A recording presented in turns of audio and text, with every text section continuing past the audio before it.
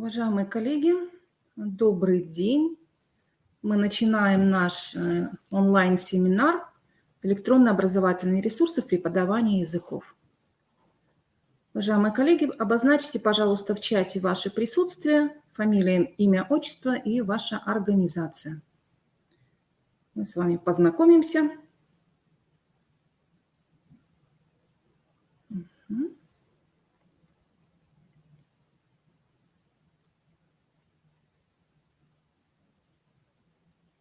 Свой семинар мы проводим в рамках программы по развитию кадрового потенциала по обучению русскому языку и родным языкам. И, конечно, приглашаем всех участников проекта не только из Республики Коми, но и из других наших регионов реципиентов, как мы их называем. Так, пока вот у нас представились-то коллеги. В основном из нашей республики пока вижу коллег. Коллеги, если кто-то у нас из других регионов присутствует, пожалуйста, обязательно обозначьте.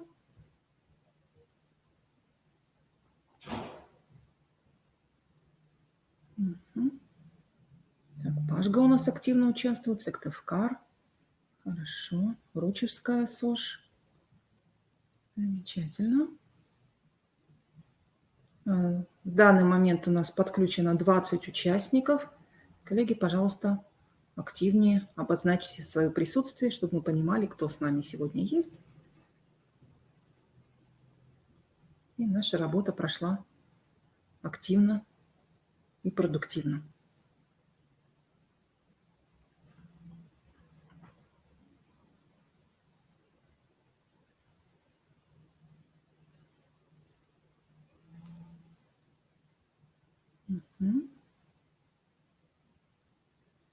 Так, хорошо. Коллеги, пожалуйста, по мере прохождения нашего сегодняшнего мероприятия свое участие, пожалуйста, в чате обозначайте. Вот Воркута к нам подключилась, Усть-Цильма, замечательно. Сегодня у нас первый такой онлайн-семинар, связанный с использованием электронных образовательных ресурсов преподавания языков. И начнем мы с общих подходов вообще к формированию цифровой образовательной среды в образовательных организациях. Рассмотрим итоги диагностики тьюторов по проекту кадрового потенциала по обучению русскому языку и родным языкам. И затем сделаем обзор таких общеупотребимых электронных образовательных ресурсов, которые можно использовать не только в обучении языкам, но и применительно к любой предметной области. Уважаемые коллеги, на прошлой неделе прошла большая международная конференция «Первые итоги пандемии. Вызовы и новые возможности для мировой системы образования», в которой принимал участие также министр просвещения Сергей Сергеевич Кравцов. И он говорил о том, что сегодня в нашей стране формируется цифровая образовательная среда в рамках национального проекта образования. И эта цифровая образовательная среда подразумевает организацию бесплатных электронных библиотек обучающих материалов в разных форматах по всем предметам, организацию коммуникационной платформы для общения всех участников образовательного процесса и автоматизацию управленческих процессов. Коллеги, трансляция у нас уже идет. Если у кого-то какие-то проблемы со звуком и с видео, можете в чате обозначить. Звук и видео есть у большинства. Коллеги, если у кого-то чего-то не хватает, проверьте настройки своих устройств на предмет передачи звука и видео. Возможно, скорость интернета у вас не очень хорошая, и вы не можете в полной мере принять участие в нашем онлайн-семинаре. Презентация хотя бы видна всем.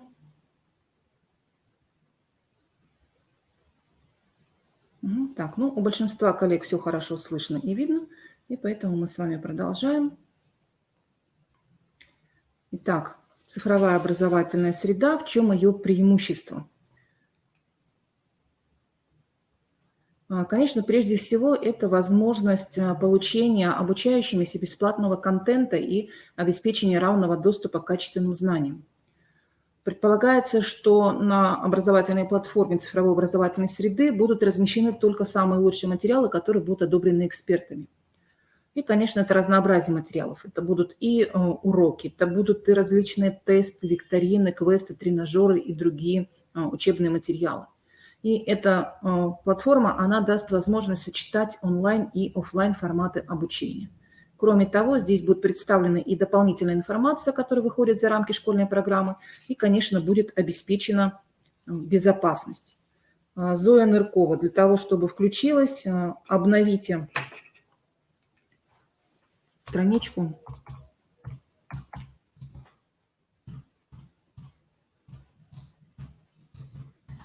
Нажмите F5.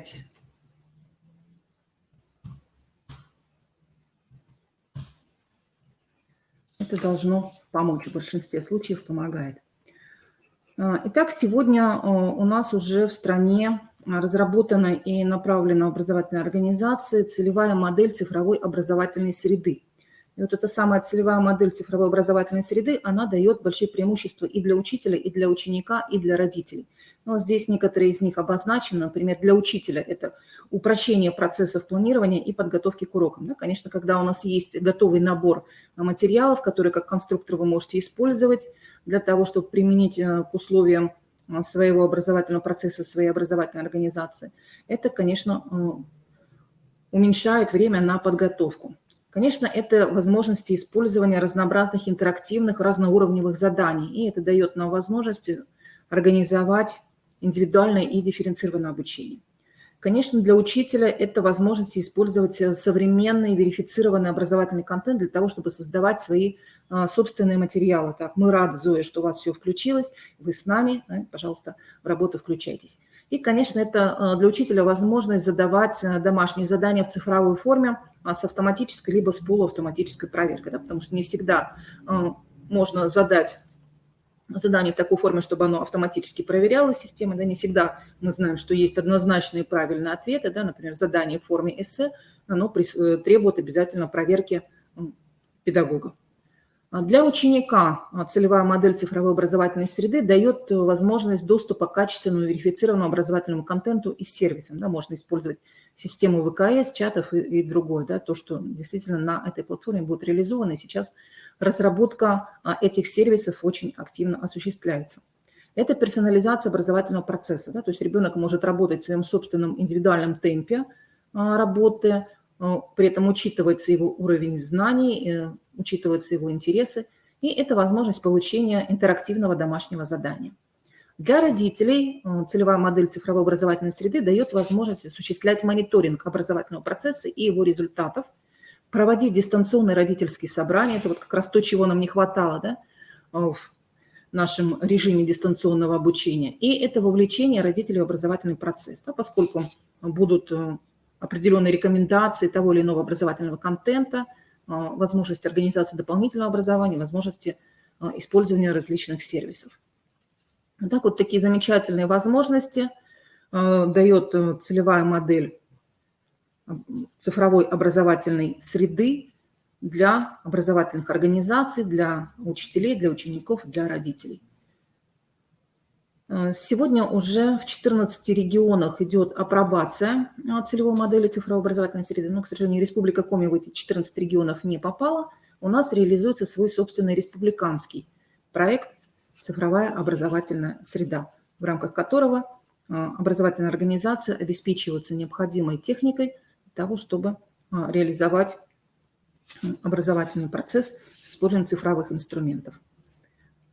Также на конференции «Первые итоги пандемии. Вызовы и новые возможности для мировой системы образования» выступал руководитель директората по образованию и навыкам Андреас Шляхер.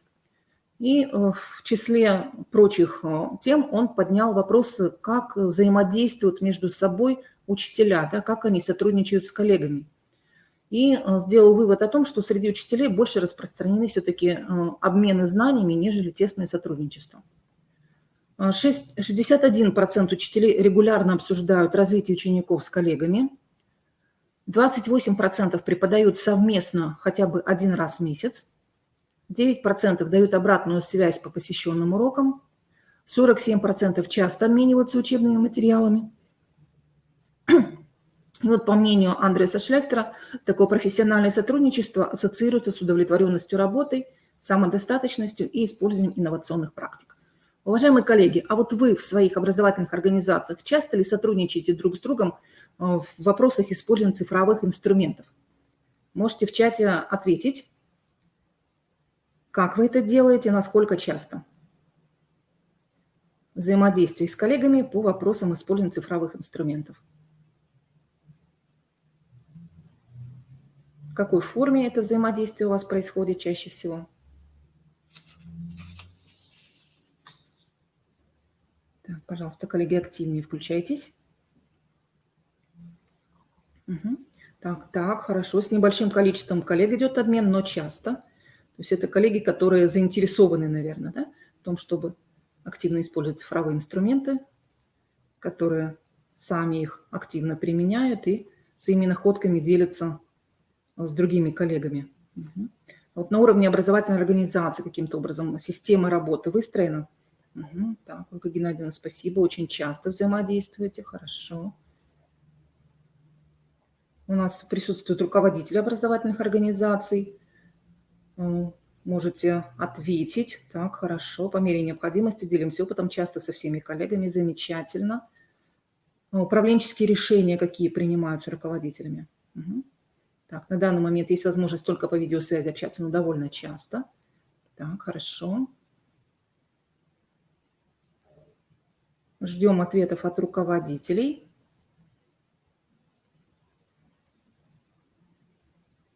Есть ли какие-то управленческие решения по поводу того, чтобы организовывать взаимодействие педагогов по вопросам использования цифровых образовательных ресурсов?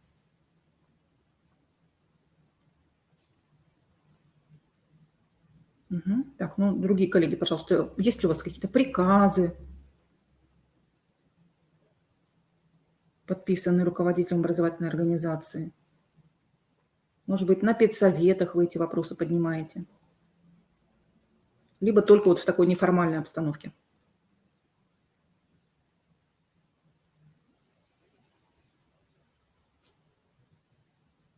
Угу. Так, задумались, коллеги. Так, хорошо, ну тогда мы идем дальше. Конечно, сегодня в современной школе, которую можно назвать цифровой школой, мы используем самые разные образовательные технологии. Угу. Так, дистанционные педсоветы регулярно проводятся, замечательно. И вот это как раз возможность использования дистанционных образовательных технологий, да, которые могут нам помочь организовать вот это взаимодействие не только ученик-учитель, да, но и взаимодействие учителей между собой. И именно цифровые технологии нам сегодня дают возможность осуществлять аналитику и процессов, и результата обучения, да, реализовывать технологии адаптивного обучения, смешанного обучения.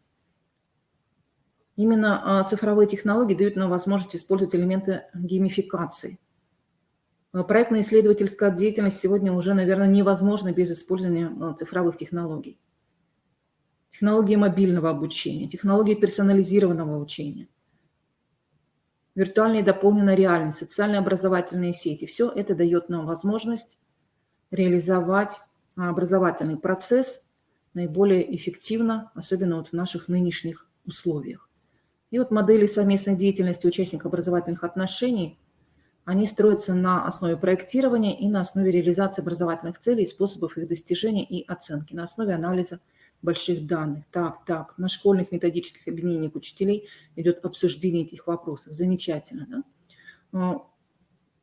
Конечно, здорово было бы, если бы во всех образовательных организациях можно было реализовать модель 1 к 1, да? То есть один ученик, один компьютер. Но мы сами понимаем, что сегодня это пока еще недостижимо. Даже в условиях дистанционного обучения у нас пока еще не все обучающиеся и не все учителя имеют дома необходимую технику. Да? Но, тем не менее, мы к этому стремимся. И, конечно, мы используем разнообразные системы оценивания, используем технологии синхронного и асинхронного учения. И вот об этом далее мы сегодня будем говорить. Так, у кого-то пропало видео, обновите страничку.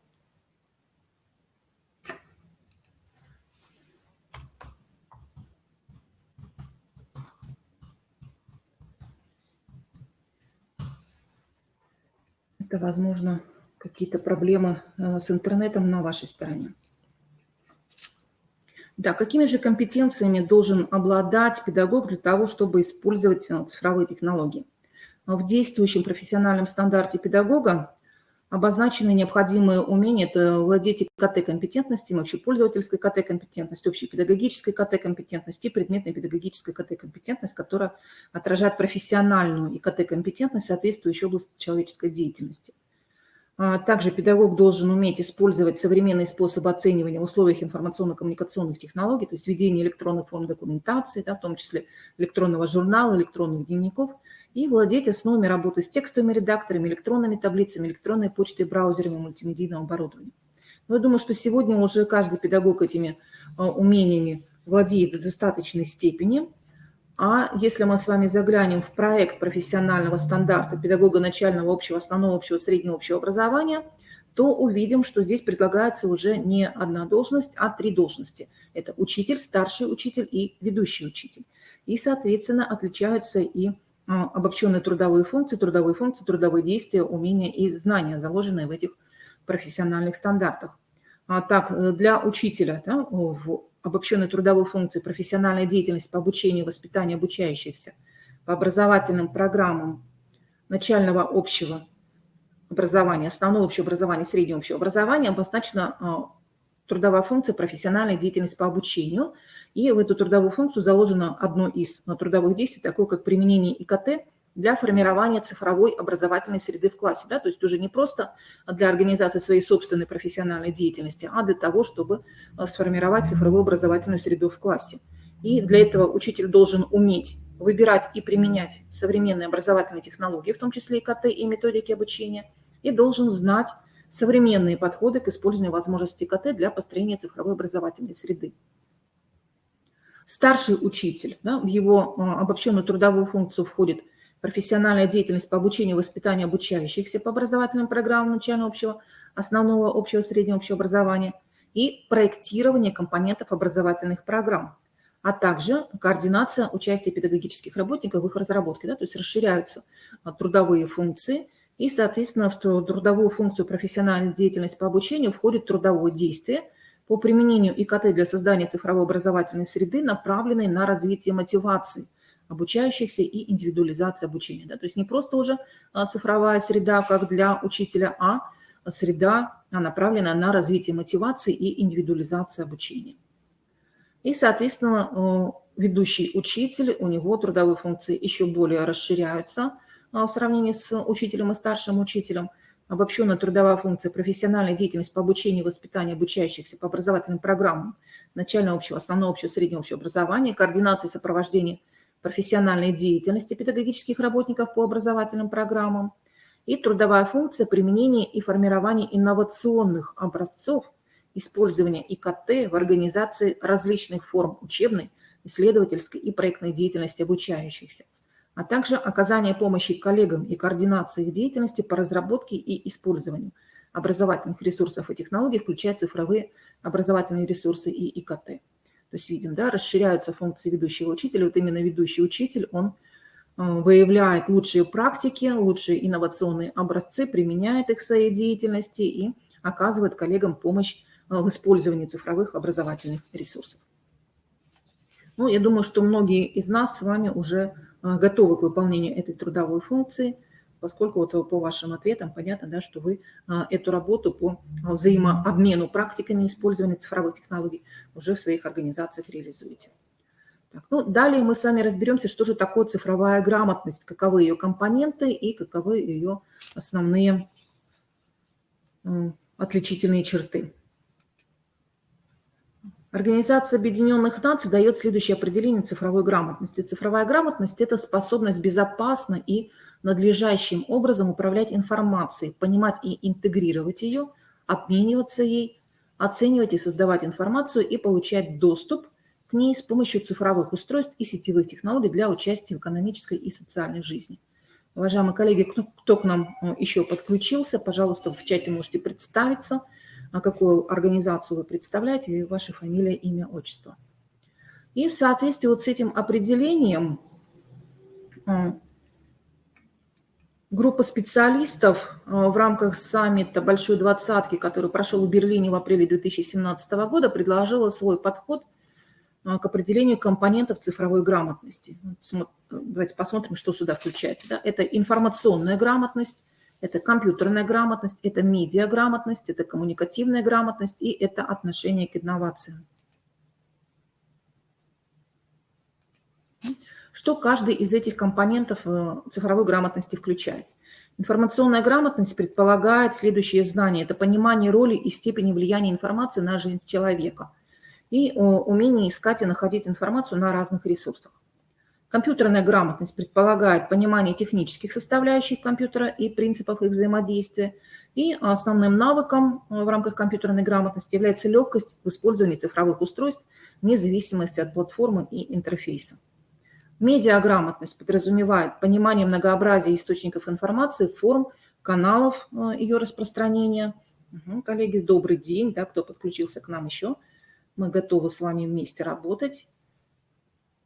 И медиаграмотность включает в себя умение искать новости в разных источниках, проверять их полноту и достоверность, и предполагает критичное отношение к информационным сообщениям и новостям. Да? То есть не только найти информацию, но и отнестись к ней критически, ее оценить. Коммуникативная грамотность основана на понимании отличий цифровых коммуникаций от живого общения и предполагает умение использовать современные средства коммуникации, такие как социальные сети, мессенджеры и другие.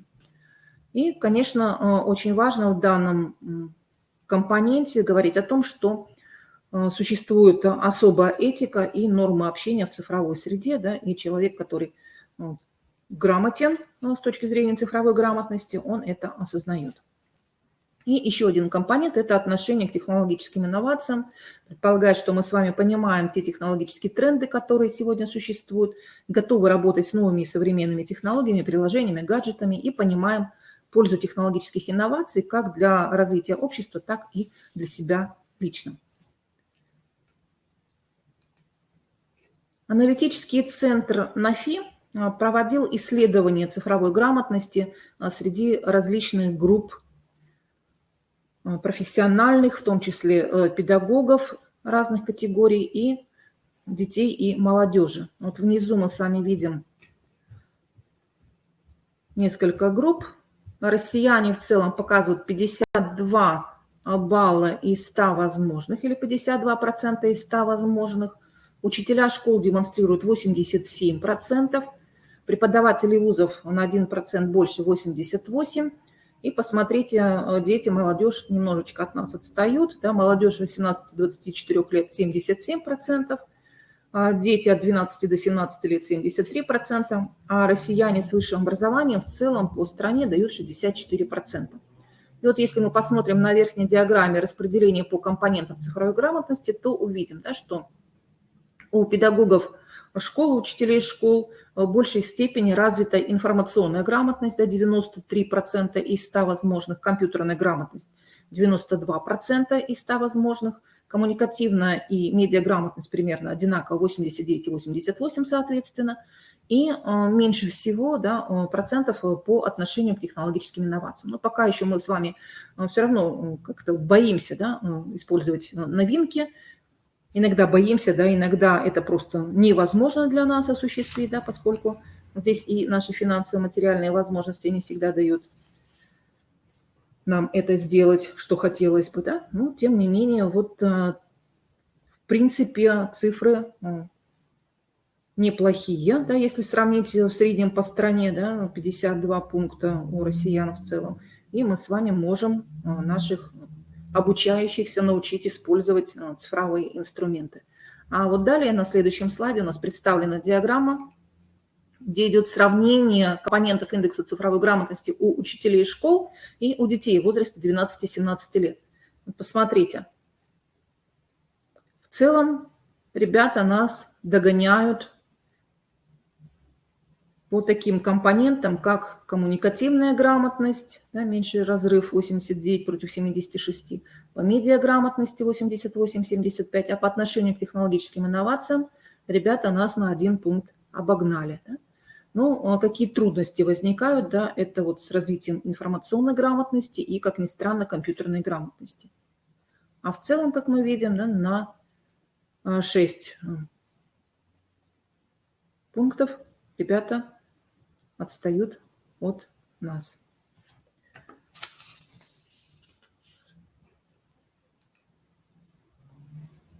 В нашем проекте по формированию кадрового потенциала по вопросам развития русского языка и родных языков народов России мы проводили анкетирование тьюторов, да, которые работают с педагогами в наших регионах, в Республике Коми и в других регионах-реципиентах, которые с нами в проекте взаимодействуют. И здесь мы использовали анкету, которая основана на европейской рамке цифровых компетенций для педагогов. Анкетирование проводилось с целью стимулирования и поощрения педагогов использовать цифровые технологии для обновления и совершенствования образовательного процесса. В анкету входят 22 компетенции, которые объединены в 6 блоков. Это профессиональные обязанности, это цифровые ресурсы, преподавание и обучение, оценка, расширение прав, возможностей и самостоятельности обучающихся и развитие цифровой грамотности обучающихся. По итогам можно определить 6 уровней опыта. Это уровень новичок, уровень исследователь, уровень интегратор, эксперт, лидер и пионер. По возрастающей эти уровни здесь обозначены. Уважаемые коллеги, вы можете зайти на вкладочку «Вопросы», и здесь есть ссылка на эту анкету. Я сейчас ее скопирую в чат, чтобы вам тоже было удобно, и вы можете на эту анкету перейти и ее заполнить для того, чтобы понять свой собственный уровень опыта, кем вы являетесь сегодня: новичком, исследователем, интегратором, экспертом, лидером, пионером или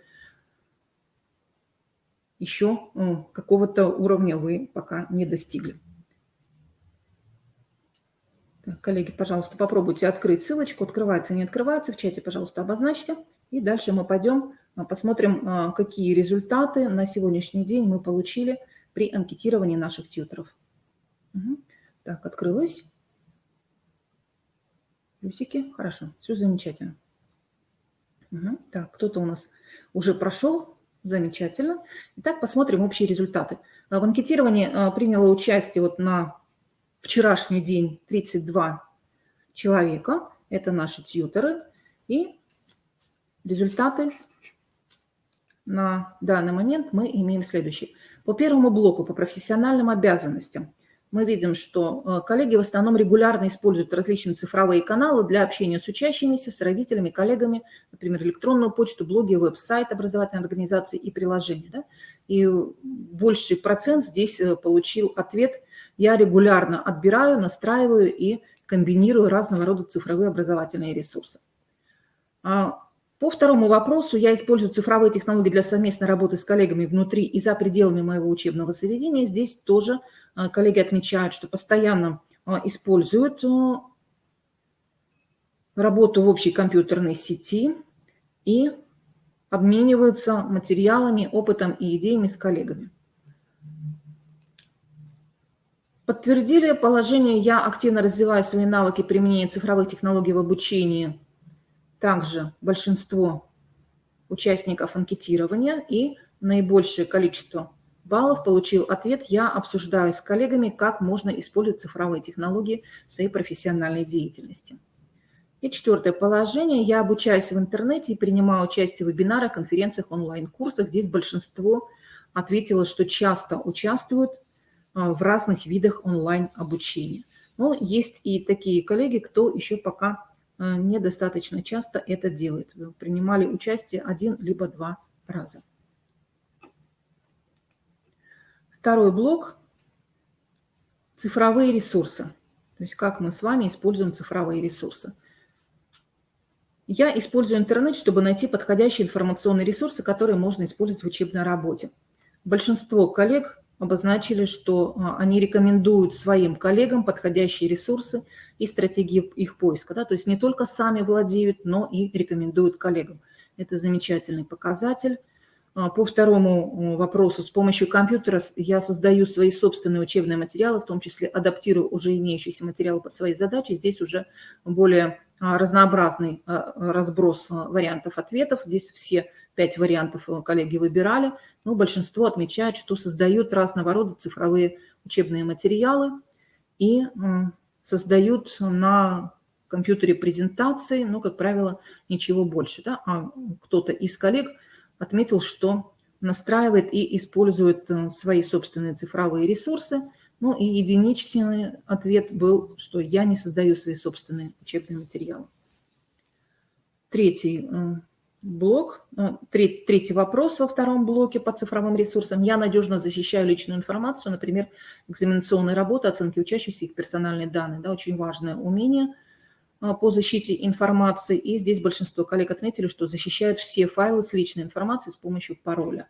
Но кто-то отметил, что нет необходимости заниматься этим, потому что образовательная организация обеспечивает такую безопасность. В третьем блоке преподавание и обучение мы получили следующие результаты, что коллеги тщательно обдумывают, когда и зачем будут использовать цифровые технологии на занятии, чтобы они принесли максимальную пользу обучающимся. И здесь большинство ответов было получено, что коллеги используют цифровые технологии и тем самым постоянно совершенствуют свою преподавательскую деятельность. Но кто-то отметил, что не использует или редко использует подобные технологии на занятиях.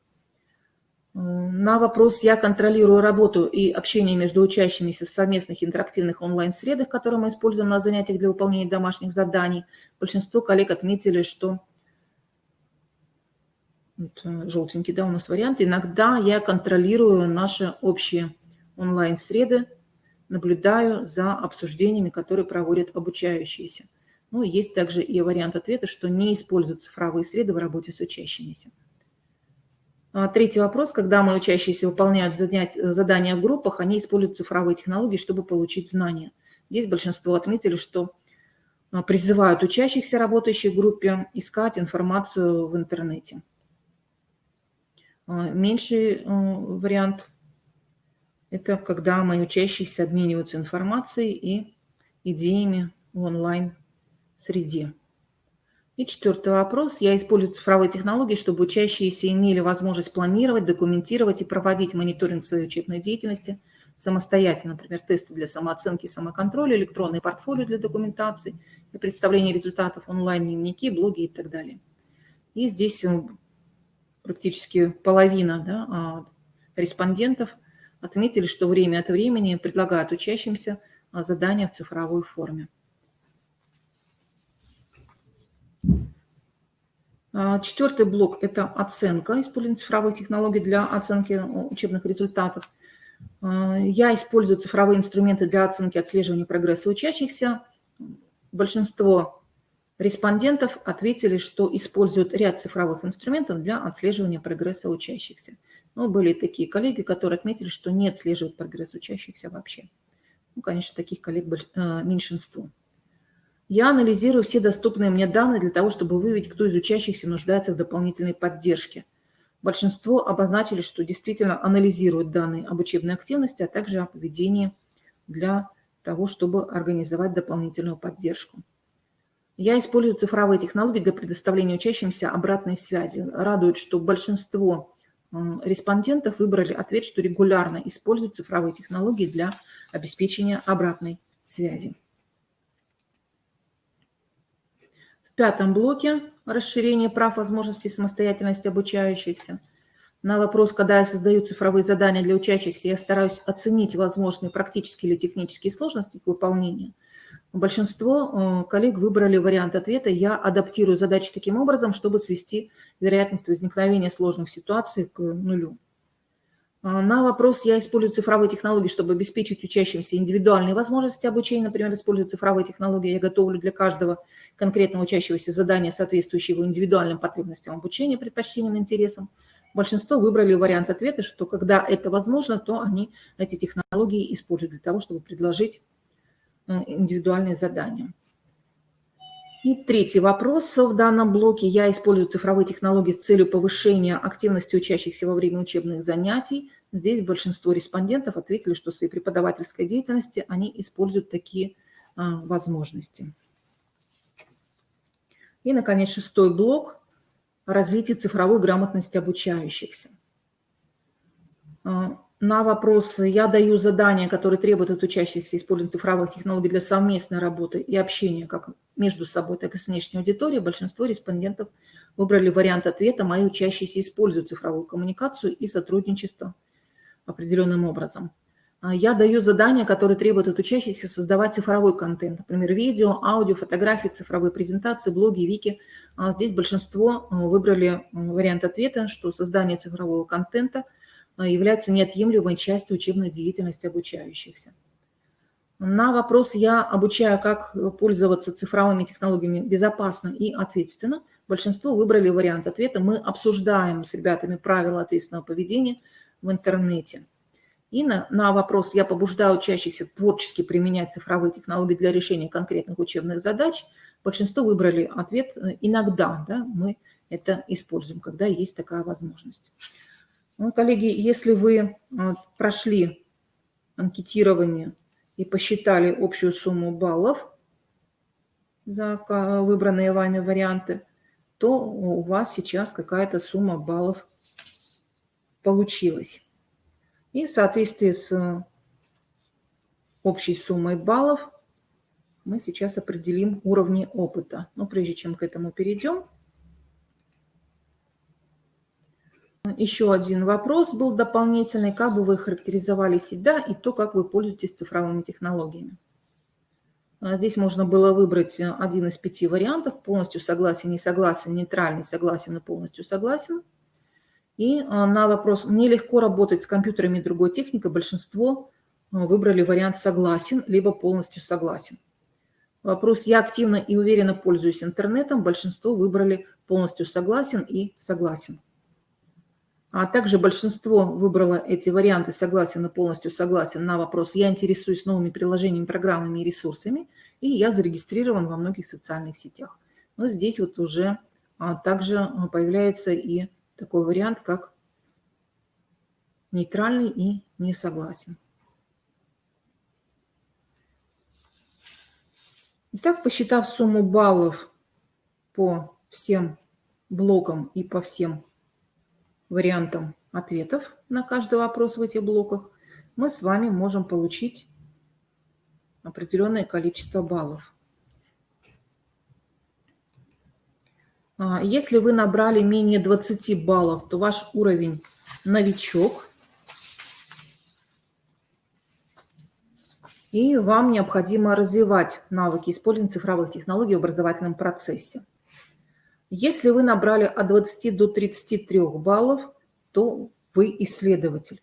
То есть вы осознаете, что цифровые технологии обладают высоким потенциалом, и вы хотели бы изучать их с целью применения в своей педагогической практике. Можно отметить, что вы уже начали время от времени пользоваться цифровыми технологиями на своих занятиях. Если вы будете применять их более активно, то вы добьетесь очень хороших результатов. Вы сможете существенно повысить свою компетенцию, сотрудничая и обмениваясь опытом с коллегами и развивая навыки работы с цифровыми технологиями. И именно это позволит вам выйти на следующий уровень цифровой компетенции, на уровень интегратора. Ну вот среди участников нашего анкетирования таких оказалось только по одному человеку. Один новичок, один исследователь. А большинство у нас вышли на 3-й уровень. Это интеграторы. Набрали от 34 до 49 баллов. Это очень хороший результат, поскольку это означает, что вы экспериментируете с цифровыми технологиями в разных контекстах, с разными целями, интегрируете их в вашу преподавательскую практику, используйте их творчески, стремясь совершенствовать профессиональные навыки и расширять области применения цифровых технологий. Но в то же время вам будет полезно глубже разобраться в том, какие технологии лучше подойдут для конкретных ситуаций и как использовать цифровые технологии устройства в рамках той или иной конкретной педагогической стратегии и методики. И авторы анкеты рекомендуют побольше размышлять, адаптировать цифровые технологии, сотрудничать или обмениваться знаниями с коллегами, и тогда вы продвинетесь на следующую ступень, на ступень эксперта. эксперты набирают от 50 до 65 баллов.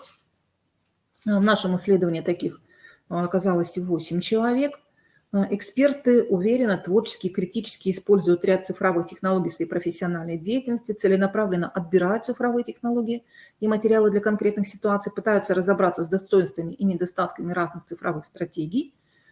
Эти люди полны любопытства, открыты к новым идеям, понимают, что есть еще много неопробованных вами цифровых технологий, которые вы могли бы применить в своей педагогической практике. И именно экспериментируя, вы выполняете, структурируете и совершенствуете свой арсенал стратегий. Вот если вы поделитесь знаниями с другими учителями и будете продолжать разрабатывать и критически оценивать свои цифровые стратегии, то вы подниметесь на следующий уровень, на уровень лидера. Лидеры набирают от 66 до 80 баллов. И лидеры сформировали уже свой собственный последовательный комплексный подход в применении цифровых технологий в педагогической практике. Лидеры владеют уже целым набором цифровых стратегий, знают, как выбирать наиболее подходящую из них для той или иной ситуации. Лидеры постоянно размышляют, развивают свои практические навыки, всегда в курсе новшеств, поскольку регулярно обмениваются опытом с экспертами. И всегда готовы помочь коллегам, научить их пользоваться цифровыми технологиями в учебном процессе, объяснить, какую пользу могут принести цифровые стратегии в образовании. Ну и если вы, как лидер, продолжите экспериментировать, то сможете достичь самого высокого уровня компетентности, уровня пионера. То есть если вы набрали более 80 баллов, то ваш уровень пионер. Это значит, что вы ставите под сомнение адекватность современной практики преподавания, как с применением инновационных решений, так и традиционными методами. Вы размышляете об ограничениях и недостатках современного образовательного процесса, стремитесь его улучшить. Вы экспериментируете с высокоинновационными сложными цифровыми технологиями и разрабатываете свои собственные новые педагогические подходы. То есть вы являетесь проводником инноваций, и вашему примеру следуют другие учителя. Итак, уважаемые коллеги, кто участие в анкетировании принял, какое количество баллов у вас получилось, какой уровень опыта вы продемонстрировали. Ну, конечно, сейчас вот в таких сжатых временных рамках обдумать, конечно, варианты ответов было не очень возможно, но тем не менее. Так, кто-то из коллег у нас проходил анкетирование, да? 52 балла, хороший результат, то есть это уровень эксперта, замечательно. Ну, я желаю вам, чтобы вы все в конечном итоге достигли уровня лидера, уровня пионера. Я думаю, что все такие возможности у нас с вами существуют. По завершении анкетирования тьюторы проекта приняли участие в диагностике цифровой грамотности.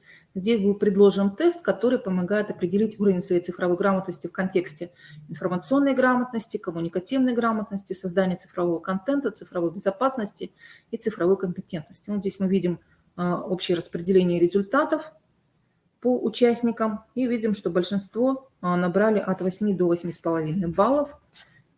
И есть у нас большая группа, набравших от 9 до 9,5 баллов. Да? То есть вот эти результаты диагностики цифровой грамотности тьюторов и результаты анкетирования по уровням опыта, они между собой коррелируют, и можно говорить о том, что да, действительно, коллеги, которые приняли участие в диагностике, они себя оценили адекватно.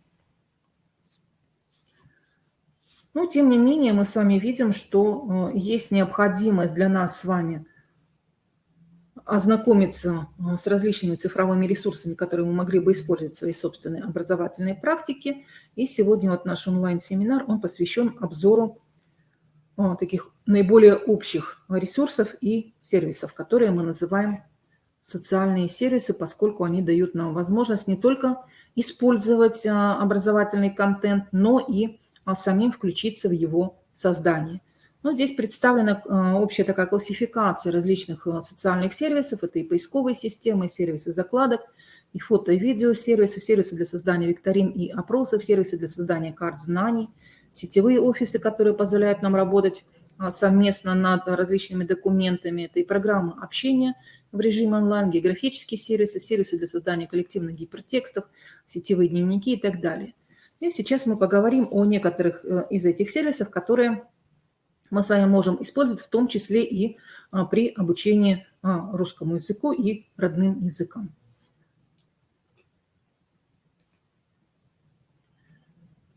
Сервис закладок типа веб-микса, который представляет собой набор плиток, и каждая из этих плиток – это ссылка на какой-то сервис или на какой-то сайт. Да? То есть это вот может быть такой набор этих плиточек на определенную тему или, например, по определенному предмету по русскому языку.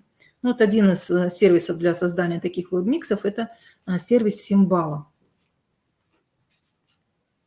Здесь у нас презентации, ссылки на сервисы заложены рабочие, и в конце, после того, как мы с вами семинар закончим, я открою возможность для того, чтобы вы эту презентацию могли для себя скачать и в своей образовательной практике использовать. То есть презентация будет для вас доступна.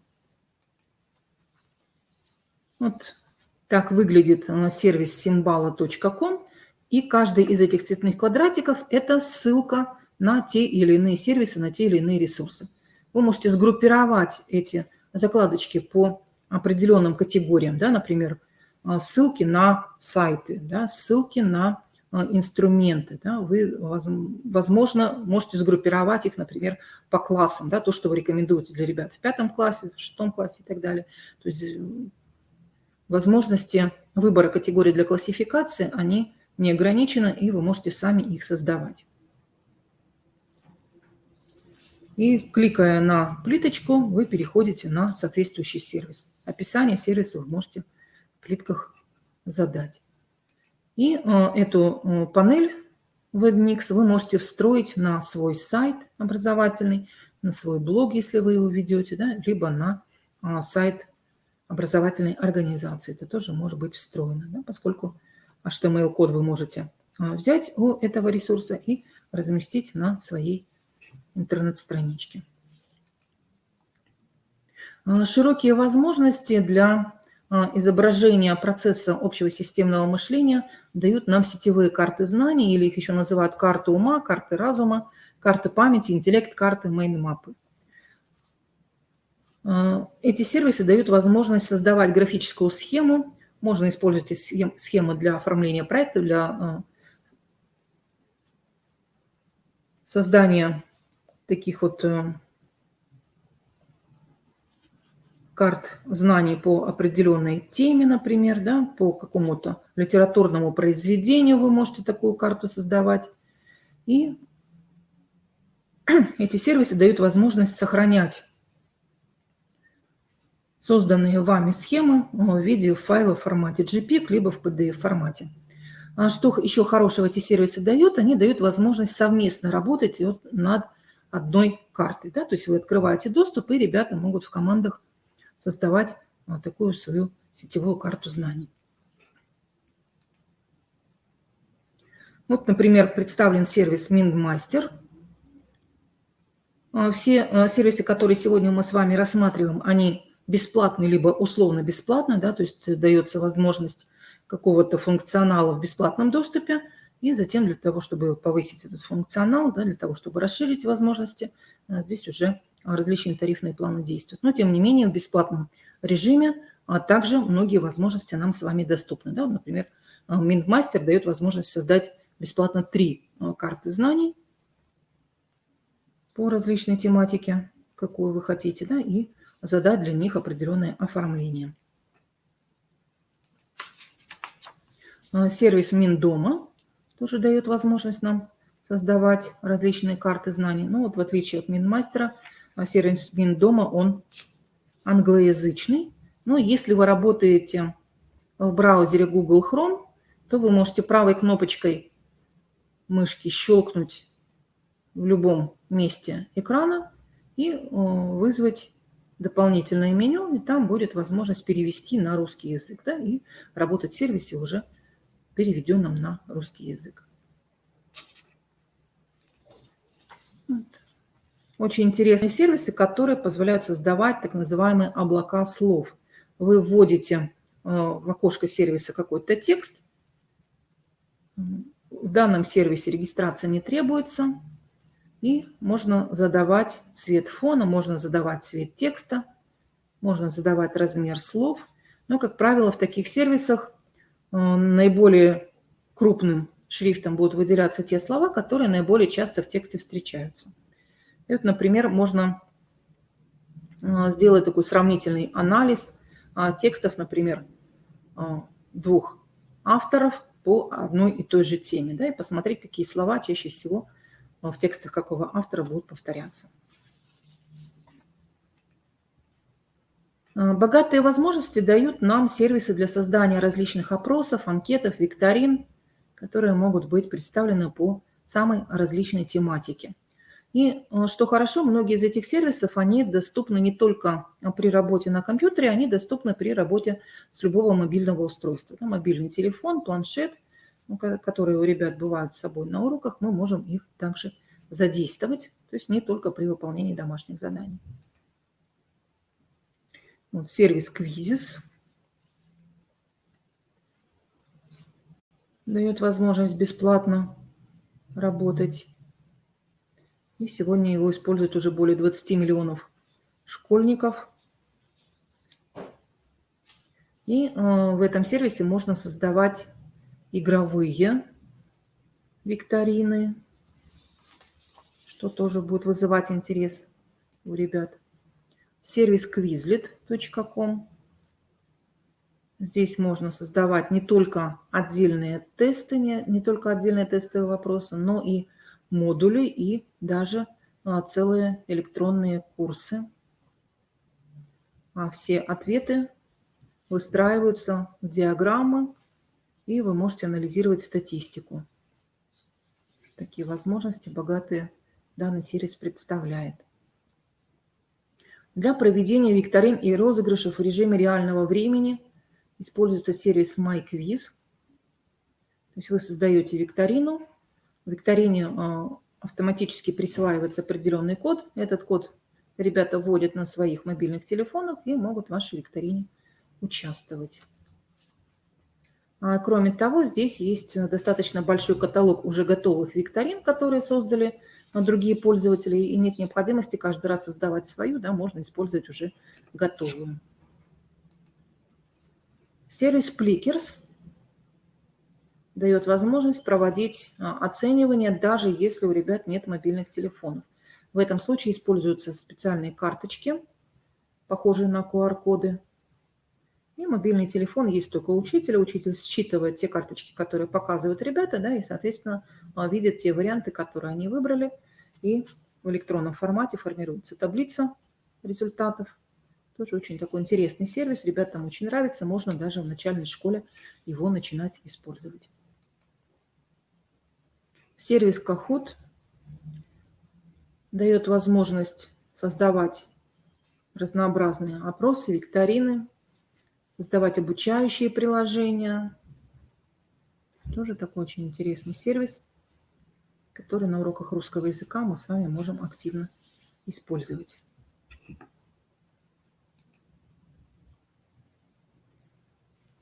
Вот такой интересный сервис QuickKey дает возможность создавать простые онлайн-тесты и тесты для дистанционного обучения.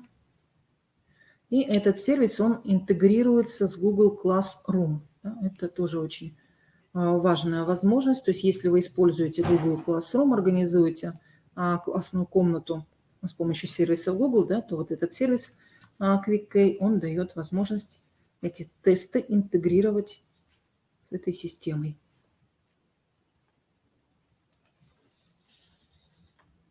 Сервис mentimeter.com дает возможность создавать интерактивные презентации встреч, где бы вы ни находились. Тоже очень хороший такой сервис для проведения быстрых опросов. То есть вы создаете опрос, также присваивается ему код. Этот код вы раздаете ребятам, и даже с мобильных телефонов можно зайти по этим кодам, выбирать варианты ответов, и вы можете здесь же продемонстрировать статистику по результатам. Да? То есть формируются автоматически программы, диаграммы по каждому вопросу, и вы можете их продемонстрировать. Большие возможности нам дает сервис Learning Apps. В этом сервисе можно создавать разнообразные интерактивные задания, различные категории заданий представлены.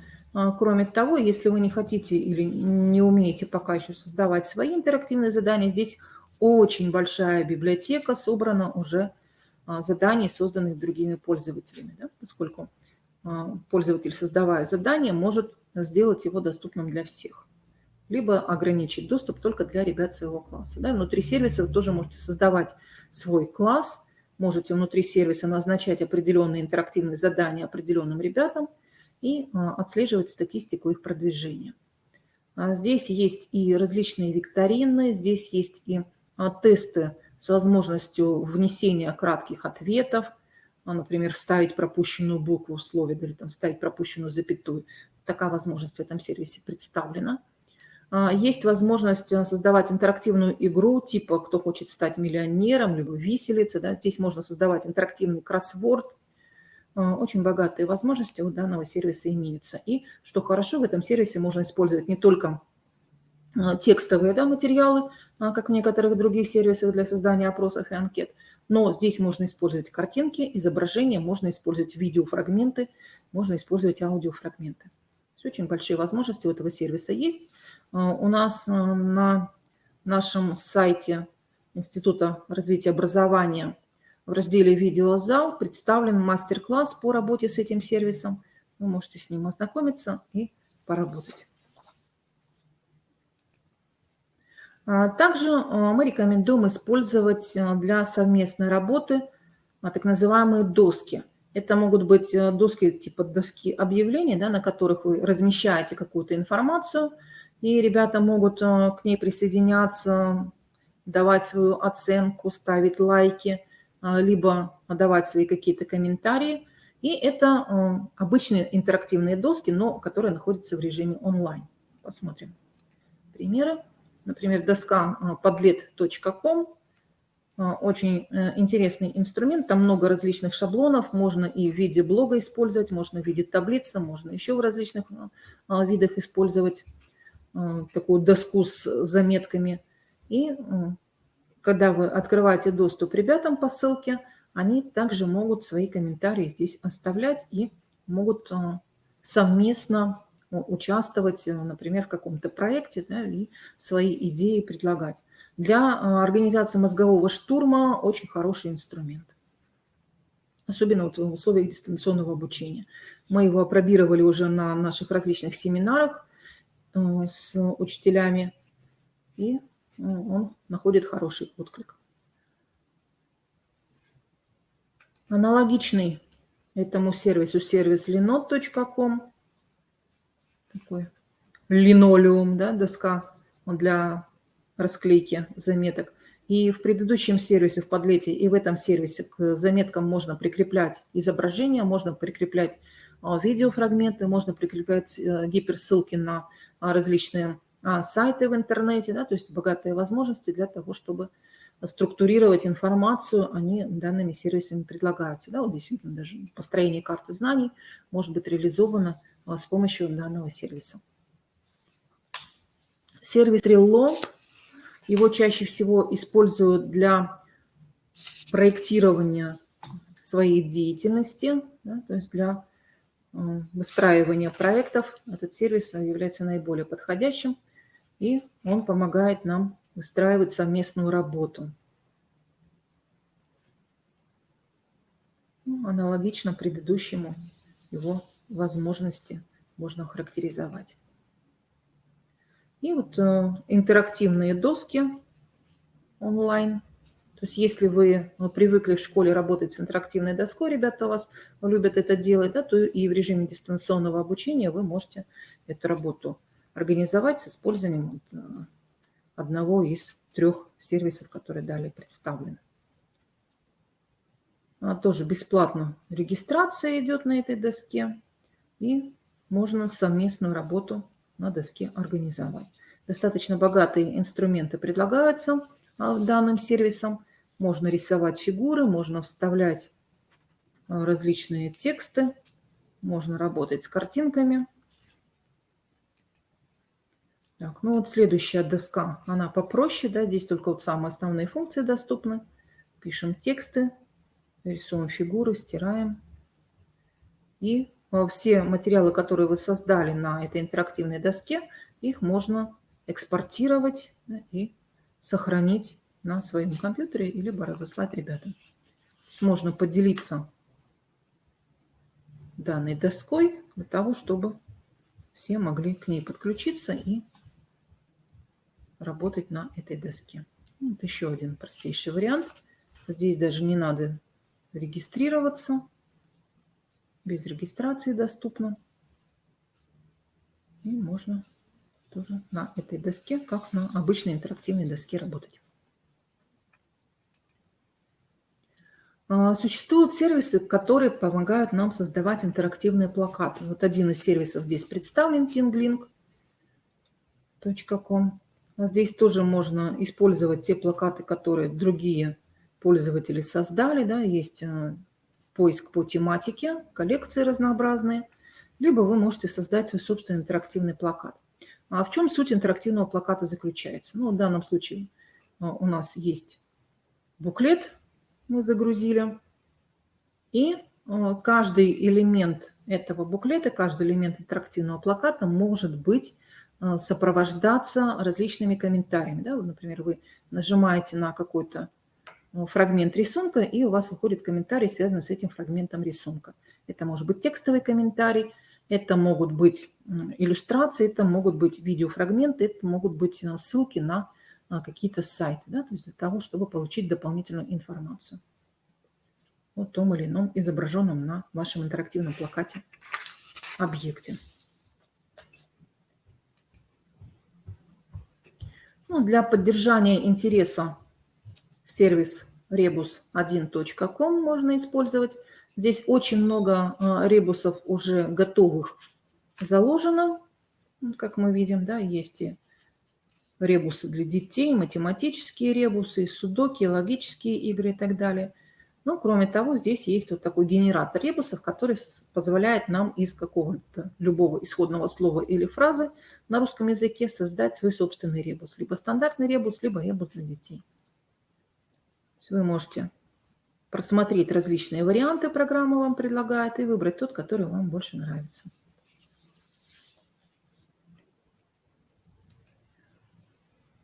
Уважаемые коллеги, на нашем сайте, на сайте Института развития образования мы создали специальный раздел методической поддержки педагогов по вопросам дистанционного обучения.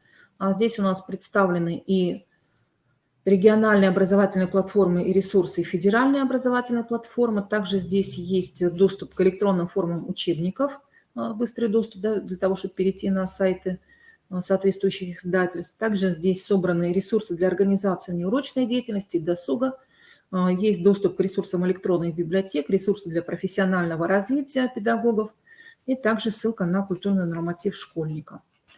Кроме того, на данной страничке представлены также и сервисы для подготовки к ОГЭ и ЕГЭ, как для обучающихся, так и для педагогов. Поэтому этим сервисом, пожалуйста, пользуйтесь, чтобы не искать где-то в интернете. Каким образом мы сами можем организовать нашу деятельность, учебную деятельность с использованием цифровых образовательных ресурсов? Ну, конечно, прежде всего, это возможности использования технологий смешанного обучения. Это может быть либо технология перевернутого класса, да, когда мы, например, дома ребята прорабатывают теорию, читают учебник, читают соответствующий параграф учебника, отвечают на вопросы, а в классе мы уже работаем с практическими заданиями, прорабатываем наиболее какие-то сложные моменты. Либо наоборот, да, ребята в классе изучают теорию, а дома работают с практическими заданиями, с использованием того или иного сервиса. Очень активно данную технологию используют, например, компания Учи.ру, да, ну, вот у них в основном идет математика, английский язык, но сейчас по начальной школе уже практически все предметы у них представлены. Или, например, технология ротации станций, которая тоже к смешанному обучению относится. Когда класс у вас делится на подгруппы, и с одной подгруппой, например, вы работаете совместно, да, учитель работает с одной подгруппой, а другая подгруппа, например, в это время выполняет задания, сидя за компьютерами индивидуально. Да, потом эти подгруппы меняются местами. Такая ротация станций. Конечно, мы используем цифровые инструменты для реализации проектной и исследовательской деятельности. Да, это могут быть, например, даже специализированные цифровые лаборатории. Ну, конечно, по русскому языку это может быть в меньшей степени, может быть реализовано, но тем не менее можно попробовать. Конечно, это возможность организации обучения в режиме онлайн. Мы с вами можем организовывать сетевые образовательные события и путешествия. Вот особенно сейчас в каникулярное время это можно организовать. И я рекомендую вам обратиться, например, к тем ресурсам, которые разработаны компанией O Global Lab. У них сейчас организуются такие вот сетевые путешествия для ребят, которые никуда не смогли уехать, да, но сидят дома, но тем не менее виртуальные путешествия не могут осуществлять. Также, конечно, это возможность организации обучения через опыт, когда мы с вами можем организовать различные деловые симуляции, игры через обучение действиям.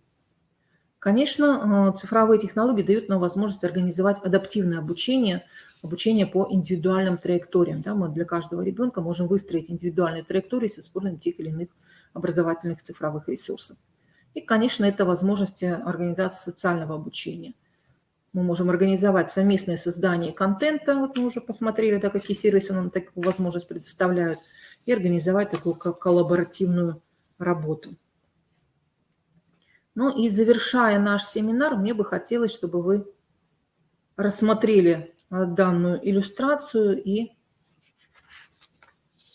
сделали соответствующие выводы. Да, конечно, не может такой древний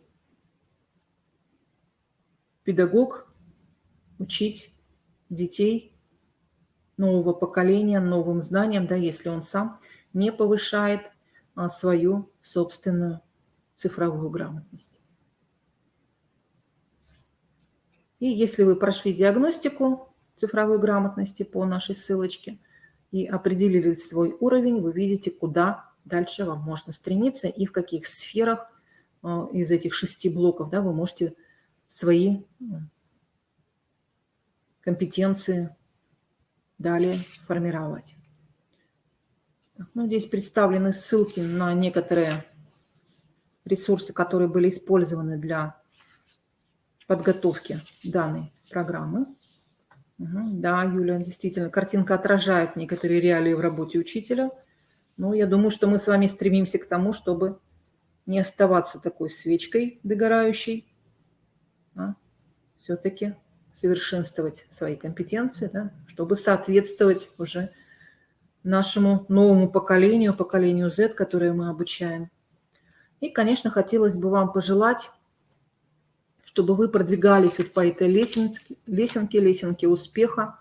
И если сегодня кто-то из нас с вами еще сидит на нижних ступеньках и говорит для себя, я не буду этого делать, потому что я не могу это сделать, потому что либо я не умею, либо сомневаюсь, что у меня получится, чтобы у вас появилось желание, я хочу это сделать, чтобы у вас появился вопрос, как мне это сделать, чтобы у вас возникло желание попытаться.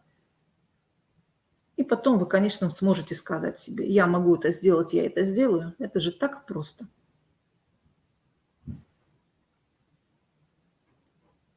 Коллеги, пожалуйста, есть ли у вас вопросы? Я подчеркиваю, что сегодня мы с вами рассмотрели те ресурсы, которые являются общими ресурсами, которые могут быть использованы к любому предметному содержанию. Наши семинары будут еще продолжаться. И на следующих семинарах коллеги представят именно те ресурсы, которые можно использовать уже непосредственно в области обучения русскому языку, литературе и родным языкам. Коллеги, пожалуйста, вопросы в чате обозначьте.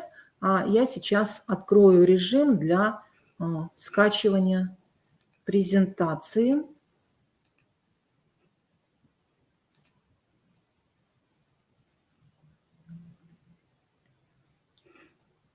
Так, коллеги, это одна и та же презентация, там незначительные различия. Вы можете любую скачать. Лучше верхнюю скачайте. У вас открылся в правом нижнем углу фрейм, в котором можно скачать презентацию. Пожалуйста, обозначьте, получилось ли у вас скачать. И, пожалуйста, ваши вопросы. Мгм. Так, коллеги, кто еще не прошел диагностику, я рекомендую ее пройти, посмотреть на свои результаты, определить свой уровень и определить свои дальнейшие перспективы формирования собственной цифровой грамотности как учителя, как преподавателя. Все получилось?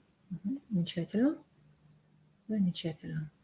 Коллеги, вопросы, пожалуйста. Может быть, какие-то пожелания по содержанию наших следующих семинаров, что бы еще хотелось вам, чтобы мы рассмотрели? Может быть, какую-то практическую работу по использованию конкретных сервисов, например, сервис Learning Apps. Есть ли такая необходимость? То есть мастер-класс провести, воркшоп по работе с конкретными сервисами. Пожалуйста, обозначьте практику. Угу. Так, хорошо. Еще какие вопросы, пожелания, рекомендации, пожалуйста, отметьте.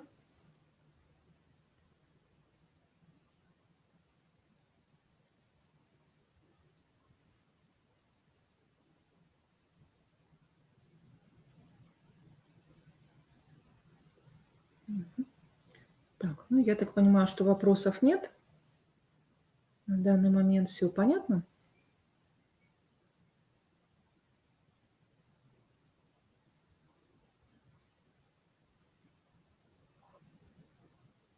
Мгм. За развитием нашего проекта можно следить на нашем сайте. Сейчас я вам ссылочку положу на нашу образовательную платформу в рамках проекта.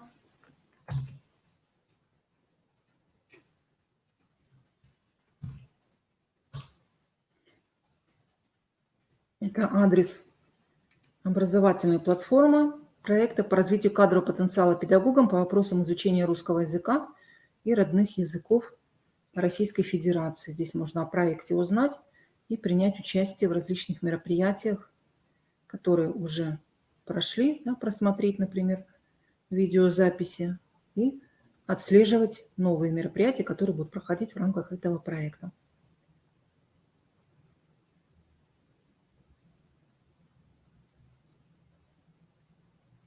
Видеозапись нашего семинара также будет размещена на этой образовательной платформе.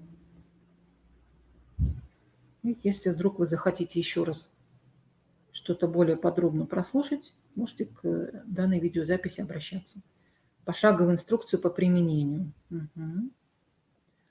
У нас сейчас в рамках проекта «Молодые педагоги» идет работа проектных команд. В том числе одна из проектных команд будет работать как раз вот по созданию путеводителя по использованию электронных образовательных ресурсов. И результаты деятельности будут представлены на нашем сайте в разделе методической поддержки.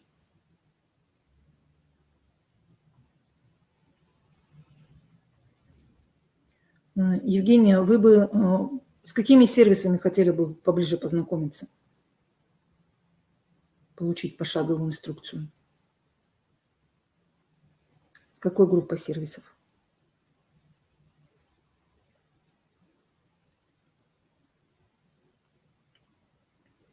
Угу. Так, доски. Хорошо. Еще что? Угу. Доски. Мы имеем в виду именно доски, которые для организации совместной работы. Плакаты. Хорошо. Угу.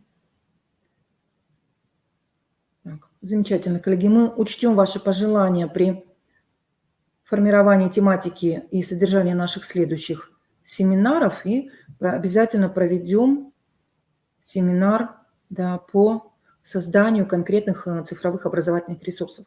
Там сложности в чем могут быть? Там необходима предварительная регистрация. Да, иногда регистрация занимает у коллег достаточно большое количество времени, потому что там чаще всего надо со своей электронной почтой связывать, да, поэтому, наверное, в своем информационном письме, которое мы будем посылать, мы пропишем вот это требование, да, чтобы предварительно участники нашего семинара зарегистрировались на том или ином сервисе, да, пропишем, какие конкретно это будут сервисы, чтобы далее мы могли уже работу организовывать непосредственно в самих сервисах. Так, спасибо, коллеги, за ваши предложения. Если больше вопросов и предложений нет, то мы нашу работу будем завершать. Чат у нас пока еще для вас доступен. Вы можете написать еще свои предложения. А я с вами прощаюсь. Желаю вам успехов в освоении цифровых образовательных ресурсов и желаю, конечно, вам роста ваших профессиональных компетенций в области цифровой грамотности. Если вы еще диагностику не прошли, пройдите и обозначьте для себя свои точки роста профессионального. Спасибо, коллеги, за активное участие. Ждем вас на наших следующих мероприятиях. До свидания.